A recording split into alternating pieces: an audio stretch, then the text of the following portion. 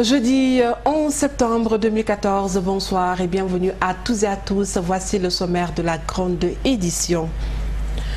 11 septembre 2011, 11 septembre 2014, tous les regards sont tournés vers les États-Unis. Le président Barack Obama a appelé à ne pas céder à la peur. Le pays commémore l'attentat du 11 septembre au lendemain de l'annonce d'une vaste opération militaire contre l'État islamique en Irak et en Syrie. Sénégal, bonne nouvelle, plus aucun cas de fièvre Ebola. Le dispositif de surveillance et de riposte continue d'être renforcé sur l'ensemble du territoire national. Le Guinéen sera évacué. Qu'en pensent les populations? Éléments de réponse dans cette édition.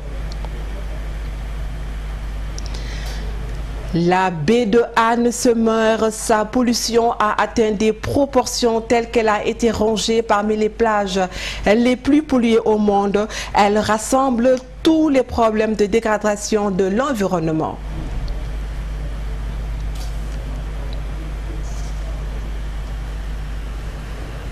Et enfin du sport pour boucler cette édition. Voici pour le sommaire, le développement, ce sera dans une poignée de secondes.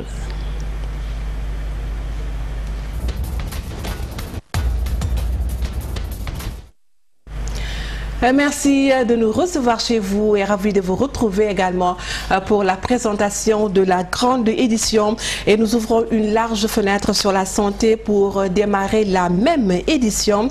La santé n'a pas de prix. Certaines populations peinent à accéder aux soins sanitaires.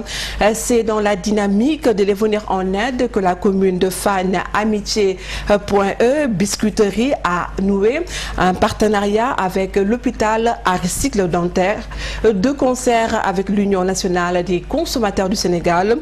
Selon ces derniers, ils sont un milieu de nécessité à ne pas bénéficier des soins de santé. Fatoumata Rougissaho, Maria Messi, compte rendu. C'est de notoriété publique que la plupart des populations sont socialement démunies, ce qui constitue un frein pour l'accession aux soins sanitaires. C'est pour voler au secours de ces indigents que s'inscrit ce partenariat. Donc dès l'installation de notre commune d'arrondissement, en faisant le tour des centres qui existent dans notre commune, c'est-à-dire Gaspard Camara, Georges Laoud et le poste de santé de Fann, nous nous sommes rendus compte que la santé coûte très cher. Et le discours du maire a été clair par rapport aux professionnels de la santé, en leur disant, moi ce que je veux, c'est la santé gratuite, des soins gratuits pour toute ma population. Cet accord vient à son heure car les besoins sur le plan hospitalier sont illimités pour satisfaire la demande sociale. Les hôpitaux sont confrontés à une réforme qui leur permet d'être autonomes. Ils doivent lutter pour se prendre en charge, investir, payer leurs propres travailleurs. Donc face à ça aussi, on assiste à un accroissement des malades démunis.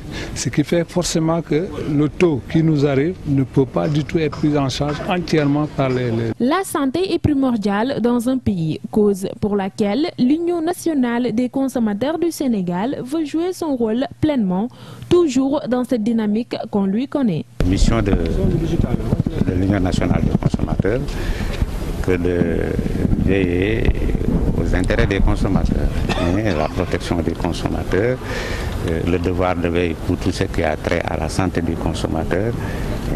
Donc c'est par la transversalité même des objectifs de l'Union consommateur que nous avons été amenés à considérer le cas des personnes démunies et qui ont droit aux soins de santé. Le Sénégal, malgré les nombreux efforts réalisés sur le plan sanitaire, ne parvient toujours pas à relever son plateau technique de manière considérable. Espérons seulement qu'un tel partenariat puisse réduire ce gap aux grandes dames des populations.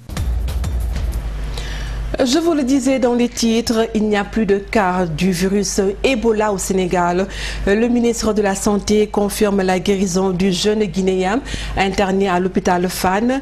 Il est en convalescence au service des maladies infectieuses et devrait être renvoyé dans son pays sous peu. Les 67 personnes qui ont eu des contacts avec lui sont aussi sous surveillance et aucun d'entre elles ne présente encore de signes du virus. Suivons Eva Maricolsec qui était face à la presse ce mercredi pour lâcher cette bonne nouvelle. Comme vous le savez, les résultats des dernières analyses effectuées sur le cas importé de fièvre à virus Ebola sont négatifs. Ces résultats attestent la guérison du patient qui n'est plus contagieux. Il est actuellement en convalescence au service de maladies infectieuses de l'hôpital de Fann en attente de rentrer dans son pays d'origine. Et nous veillerons à ce que tout cela se fasse dans les meilleures conditions possibles. Les 67 personnes ayant été en contact avec ce malade continuent d'être suivis selon les procédures établies et aucune d'entre elles n'a jusqu'à présent développé de signes de la fièvre à virus Ebola. Par ailleurs, les alertes que vous avez vous-même signalées et qui ont été enregistrées parce que le système de surveillance est un système aguerri, se sont révélées négatives aux tests réalisés par l'Institut Pasteur. En conséquence, à la date d'aujourd'hui, le Sénégal ne compte aucun cas de maladie à virus Ebola. Nous pensons donc qu'il est important de lancer un appel.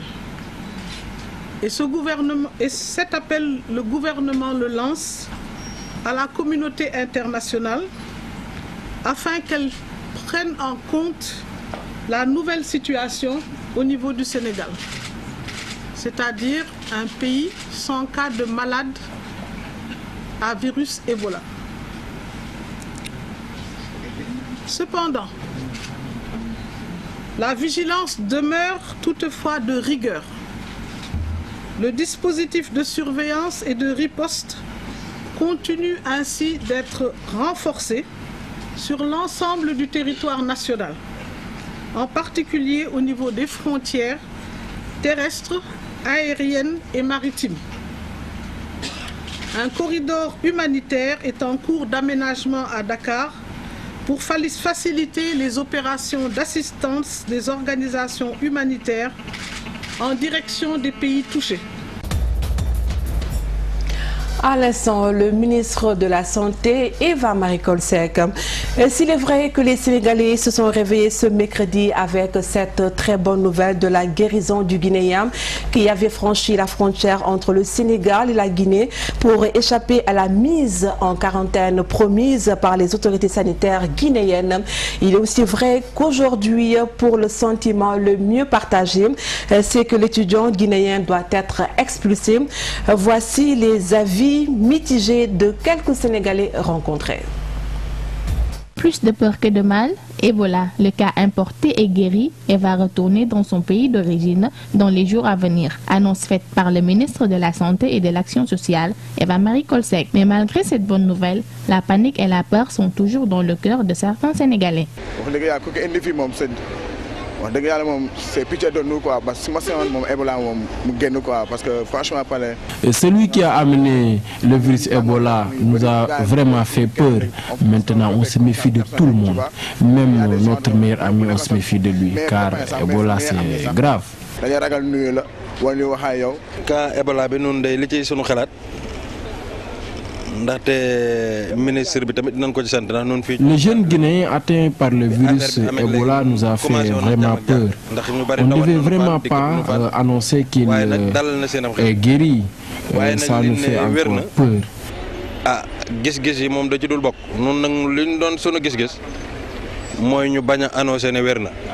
Ce qui me pose vraiment problème, c'est juste qu'on avait dit qu'il n'y avait pas de vaccin pour le virus. Et d'un seul coup, on entend dire qu'il est guéri. Ça fait vraiment peur. Ce qui me fait peur, c'est le fait qu'on l'a publié, car d'autres peuvent en profiter. Si d'aucuns estiment que le jeune Guinéen doit vite rentrer chez lui, d'autres par contre pensent qu'il doit rester au pays de la Teranga.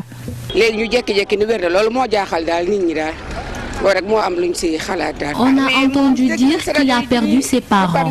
On n'a qu'à donc le laisser rester ici au Sénégal. Il habite ici. Il n'a qu'à rentrer chez lui. C'est mieux. Au tout début, je disais qu'on devait l'emprisonner. Mais maintenant, je veux tout simplement qu'il rentre chez lui. En tout cas, pour de bon. La nouvelle de la guérison du jeune Guinéen qui a importé le virus Ebola au Sénégal est accueillie comme une bouffée d'air frais, même si certains ont du mal à y croire. Aïcha Thiam-Dieng, tous les acteurs de la société s'impliquent pour combattre le virus. Le danseur Salam Diallo est non moins porteur de voix. S'est associé à la sensibilisation en sortant un single sur cette affection. En conférence de presse ce jeudi, il a apporté des éclaircies sur ce single qui n'est pas encore sorti, mais est déjà source de polémique et crée le buzz pour reprendre leur jargon. Notre reporter Amina Gueye a valsé sur les pas de ce single.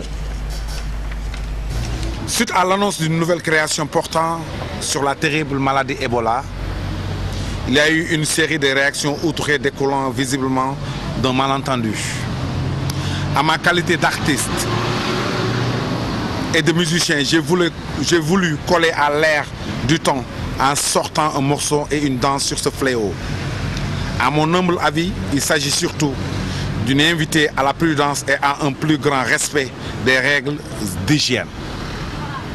Cette terrible maladie hémorragique ne peut pas faire l'objet d'un jeu ou être ignorée. J'ai pour seule ambition d'user de ma position de sentinelle pour tirer sur la sonnette d'alarme. Je voudrais surtout insister sur ma farouche volonté de jouer à chaque fois que de besoin ma partition pour le rayonnement culturel de mon cher pays, le Sénégal. Autre maladie, la drépanocytose, une maladie héréditaire du sang. Elle est particulièrement fréquente dans les populations originaires d'Afrique subsaharienne. Comment vit-on avec cette maladie? Des étudiants de l'université Cheikh Anta Diop de Dakar, souffrant de cette affection, racontent les difficultés qu'ils rencontrent au niveau même de l'UCAD, notamment dans les amphithéâtres et le camp social. Fatoumata Rugisaro leur a tendu son micro. Du tout, conditions très difficiles. Déjà, quand tu es en temps normal, c'est-à-dire quand vous êtes en bonne santé, vous confrontez dans des situations très difficiles, des conditions très difficiles. Il s'y ajoute encore des problèmes de santé comme la drépanocytose. Il est évident que vous allez vivre dans des conditions très difficiles, d'où la douleur, la fatigue causée par cette maladie. Donc c'est pour cela que les étudiants drépanocytaires sont dans une situation calamiteuse très difficile. Et là, pour cela, ils ont besoin du soutien vraiment favorable des autorités étatiques. On va vous dire que la maladie de la drépanocytose est dure à vivre. On peine à vivre avec la maladie de la drépanocytose, d'autant plus qu'on est dans le campus universitaire qui, comme vous le savez, même les étudiants qui ne sont pas malades peinent à vivre dans cette université. Pour vous parler des étudiants drépanocytaires, à chaque fois on rencontre des difficultés avec les responsables, les autorités de l'UCAD pour les hébergements des étudiants. On a beau parler avec les autorités, mais jusque-là on n'a pas eu gain de cause sur ce cas-là. Mais pour la maladie de la drépanocytose, les membres se réveillent à certaines heures de crime, ils piquent des crises et on est obligé, nous filles qu'on est, on est obligé d'appeler les garçons pour qu'ils viennent nous secourir ou bien pour qu'ils viennent aussi prendre la malade pour l'acheminer à l'hôpital ou bien au service médical. Avec tout cela, on endure vraiment avec la maladie. On parle aussi des cas, des étudiants qui sont dans les amphis, aussi peinent à se concentrer avec leurs camarades d'amphi à cause de la chaleur de 1. Aussi, les conditions ne sont pas favorables dans les amphithéâtres. Après la santé, nous nous intéressons à la politique. Le président Macky Sall avait à plusieurs reprises et en de solennelles occasions affirmé sa volonté de réduire son mandat de 2 ans. Plus qu'on souhait, cet engagement présidentiel suscite polémique et controverse depuis que le chef de l'État a évoqué l'idée d'un référendum pour le matérialiser. Les populations interrogées par nos reporters demandent au président Macky Sall de respecter ses engagements. Soda Diakhoumpa pour le Focus. Bienvenue dans votre rubrique politique. C'est encore le flou sur le mandat du chef de l'État 5 ou 7 ans. La question taraude tous les esprits 2 ans après l'accession de Macky Sall au pouvoir. Il avait pourtant promis de faire un mandat de 5 ans. Mais dans le cas présidentiel, des voix et pas les moindres s'élèvent contre cette promesse. Le président tiendra-t-il sa promesse de campagne? Le président Sall est interpellé. Il n'a que maintenu ses 5 ans. Il peut le faire sans que les Sénégalais s'en rendent compte, le plus rapidement possible. Je pense que faire un référendum avec la crise qui secoue aujourd'hui notre pays, avec les problèmes des paysans, je pense qu'il n'est pas possible de faire un référendum. Il doit passer par la voie parlementaire. Comme mon président de la République, en tant que président, il doit respecter sa parole. Il avait dit 5 ans, il n'a qu'à faire 5 ans, c'est tout. Même si les militants de son parti s'opposent au quinquennal, le président Macky Sall a d'ailleurs soumis cette idée au référendum. Une décision qui ne semble pas être bien perçue par les Sénégalais. C'est un engagement de Macky Sall. Il avait pris ses engagements personnels. Nous ne voulons pas de référendum. Il n'a qu'à prendre un décret présidentiel et travailler le temps qui lui reste. Pas besoin d'explication. Il n'a qu'à respecter ses engagements et laisser la population faire son choix sur le prochain président. Le président Macky Sall peut subir le même sort que son prédécesseur s'il ne respecte pas ses engagements. Même si le président Macky Sall compte tenir sa promesse de réduire son septennat à un quinquennat, les Sénégalais se demandent si nous n'allons pas vers un warwakhet, une question dont seul l'avenir pourra nous édifier. À ce stade de cette édition, nous parlons environnement. Deuxième baie mondiale, la baie de Han, qui était l'une des plus belles plages du pays, est de nos jours polluée. Cette baie qui fondait sa réputation sur son tourisme balnéaire est victime de conséquences néfastes au niveau de l'économie et de l'écosystème. Des tas d'immondices bordent la mer, puis les canaux qui se déversent sur cette plage changent la couleur de la mer et la rend très infecte. Babacar Junior Fall et Amadou Kébé vous plongent aux abysses de la baie de Han. La plage de Han, connue sous le nom de baie de Han, s'étend sur plus de 3 km dans la commune de Han-Bel-Air et regorgée des ressources maritimes à proximité et au profit des Hanois, même au-delà. La plage où nous sommes actuellement avait un sable vraiment qui était fin et blanc, mais aussi les eaux, n'est-ce pas, de la baie étaient également extrêmement poissonneuses. Et à cette époque-là, même les Européens, ils venaient passer ici les week-ends sur la plage, tellement c'était un cadre vraiment agréable. Force est de constater que la baie de Han n'existe aujourd'hui que de nom. La plage, qui était souvent occupée par des touristes, est devenue au fur des années imbibée par les eaux usées, en plus occupée par d'autres visiteurs. Parce que même cette baie reçoit plus de 15 000 m3 d'eau usée par jour. Donc ce sont des eaux qui contiennent des produits hautement toxiques tels que le phénol, la soude caustique. Et ensuite il y a effectivement que le village de Han, depuis presque sa création, n'a jamais disposé donc d'infrastructures socio-sanitaires. C'est la raison pour laquelle parfois les populations sont obligées de jeter leurs ordures et les eaux usées également sur donc aussi bien la plage que dans la mer. Peut-être que c'est une chose qu'elle n'aurait pas souhaité parce que de tout temps, eh bien, les Anois ont considéré la baie d'Anne, la mer surtout, comme faisant partie de leur vie, puisqu'en fait, c'est leur trésor. Malgré tout, des moyens sont souvent déployés avec des financements pour solutionner la problématique de la pollution de la baie d'Anne. Maintenant, il y a un projet qui est extrêmement intéressant, donc qui est en vue. C'est un projet de dépollution de la baie d'Anne. De quoi s'agit-il? Il s'agit en fait de la construction d'un collecteur de 15 km, donc de 13 km plus précisément, qui va recueillir, n'est-ce pas, les eaux qui viennent donc aussi bien des maisons que des industries, donc pour les acheminer à une station d'épuration. Et de la station d'épuration maintenant, il y a un émissaire qui va rejeter donc à 3 km ces eaux-là. Nous pensons que vraiment avec la réalisation de ce projet-là, cela va plus ou moins en tout cas diminuer le niveau de pollution même des eaux. Pour la réhabilitation de la baie d'Anne, considérée comme la deuxième baie la plus belle au monde vers les années 1960, beaucoup de milliards ont été mobilisés jusque-là. Actuellement, la baie d'Anne, qui dans son ensemble s'étend sur plus de 15 km, fait partie des 5 baies les plus polluées au monde.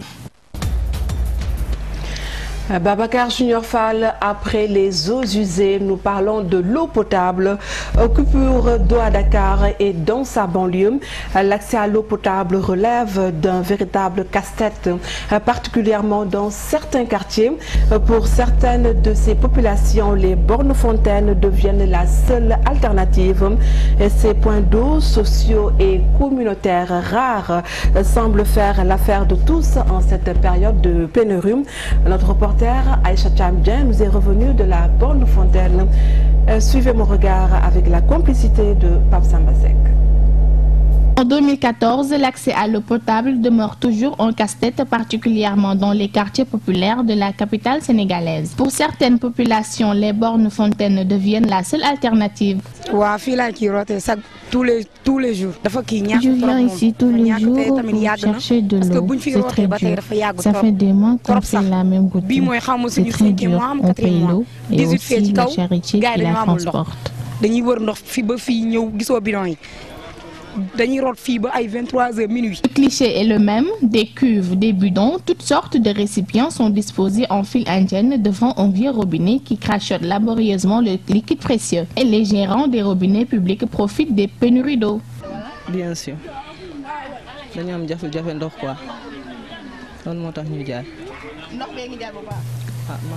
Comme vous le savez, l'eau manque ici. C'est ce qui fait que nous avons beaucoup de travail. On se frotte bien les mains. Nous remplissons les bouteilles d'eau à 25 francs et les bassines à 30 francs. Je me réveille chaque jour à 6 h du matin.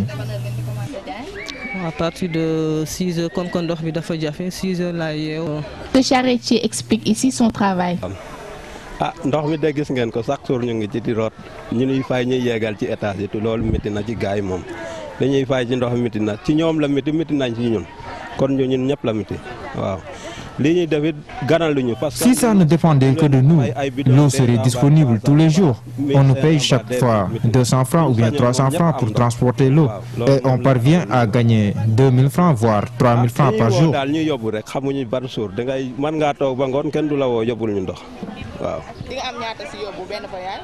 ñi téeméer ñi 1000 francs ñi 1500 loolu la ñuy fay.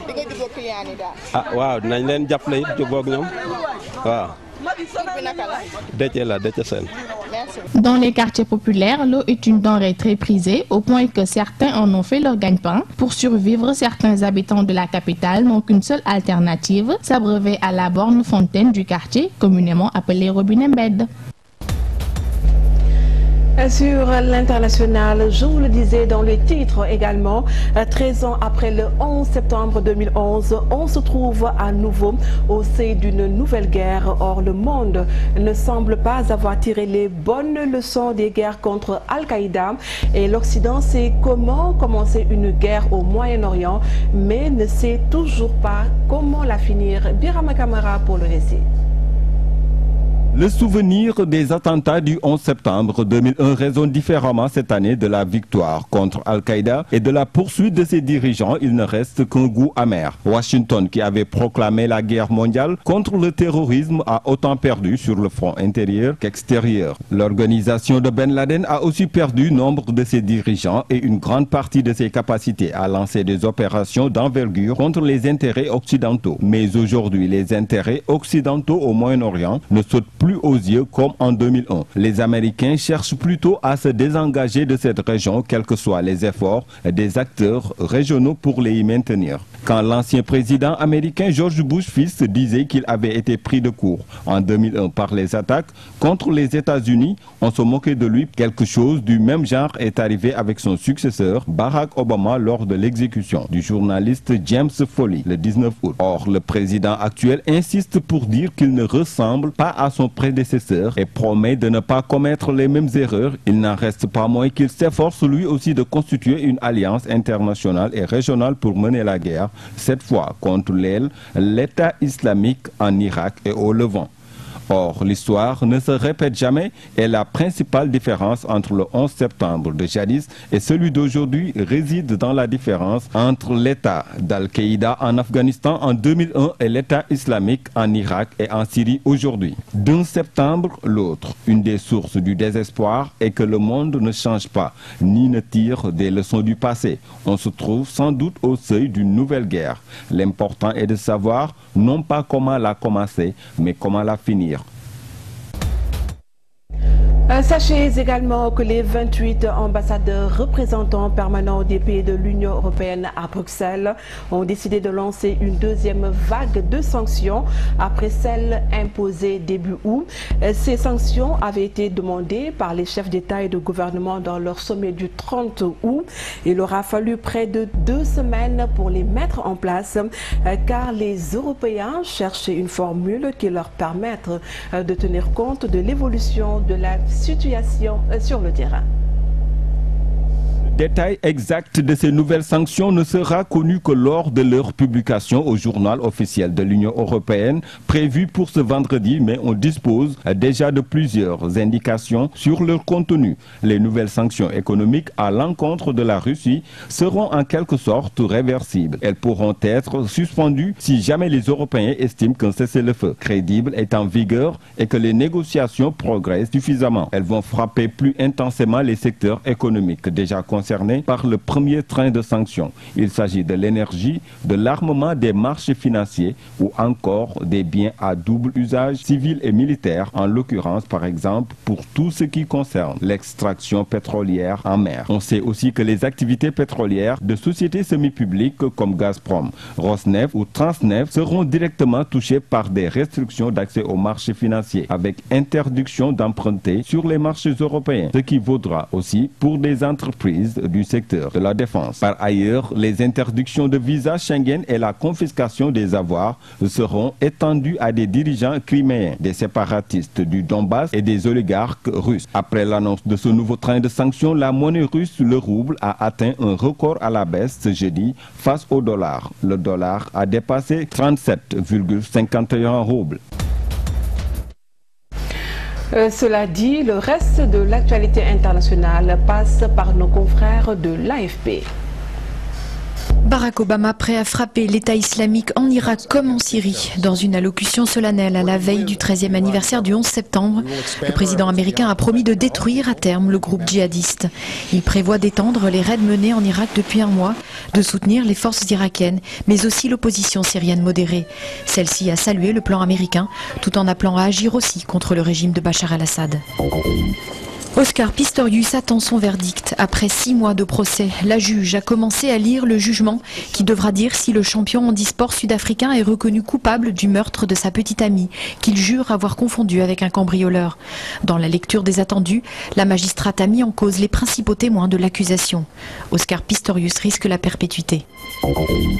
Une annonce de plus pour tenter de dissuader les Écossais de dire oui à l'indépendance. Le géant bancaire britannique Royal Bank of Scotland prévient qu'il déplacera son siège en Angleterre en cas de sécession.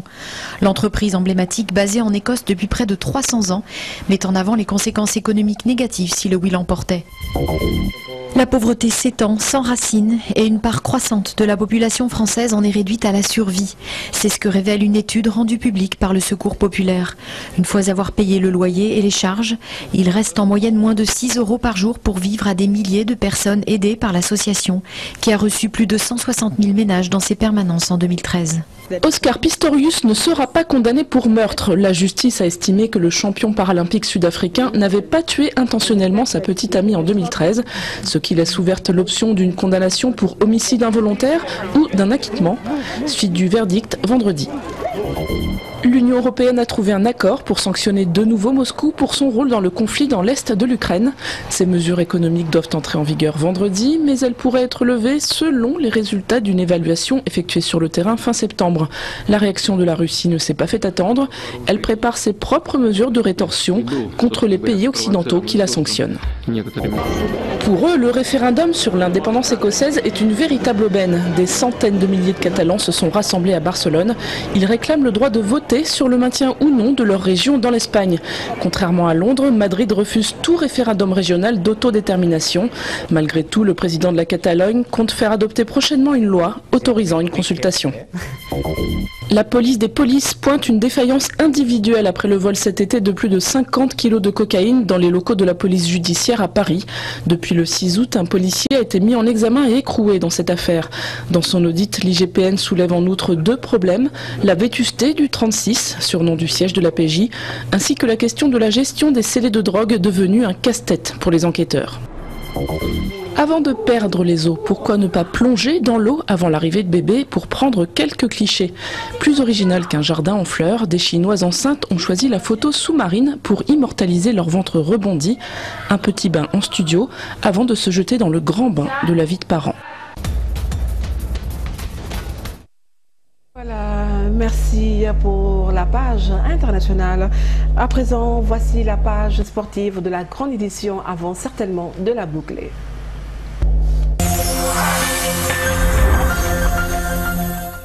Le Sénégal avance à grande vitesse vers la Coupe d'Afrique des Nations, prévue au Royaume chérifien l'année prochaine. Sur leurs propres installations, les Zèbres du Botswana se sont inclinés devant les Lions 2-0.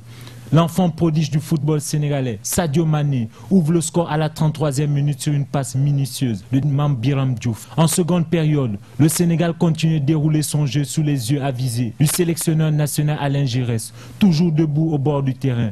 À 6 minutes du temps réglementaire, Sadio, premier buteur de la partie, se transforme en passeur décisif au Damdoy, qui porte le score à 2-0 pour l'équipe visiteuse. Le National Stadium de Gaborone se vide avant même la fin du match.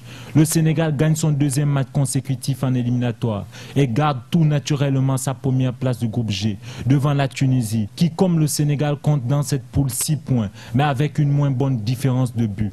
Les deux équipes se rencontreront les 10 et 15 octobre prochains, d'abord à Dakar puis à Tunis pour la 3e et 4e journée qualificative pour la CAN Maroc 2015. A noter que l'Égypte et le Botswana ferment la marche du groupe. Les Espagnols éliminés de leur mondial de basket par la France, 52-65, devant plus de 13 000 supporters acquis à leur cause. À Madrid, Paul Gasol et ses coéquipiers se sont fait laminer en quart de finale par la bande à Boris Ndiaye. Les Bleus rencontreront ce vendredi en demi-finale. Merci à Amar Cissé pour la page sportive. Merci également, chers téléspectateurs, de votre attention. Vous l'avez compris, c'est la fin de cette édition, mais restez avec nous car Birama Kamara reçoit pour le point du jour Monsieur Bokar Diong, coordonnateur APR au Parcelles Assainies, qui plus est membre du cadre unitaire des Républicains. On se donne rendez-vous demain. Au revoir et bonsoir.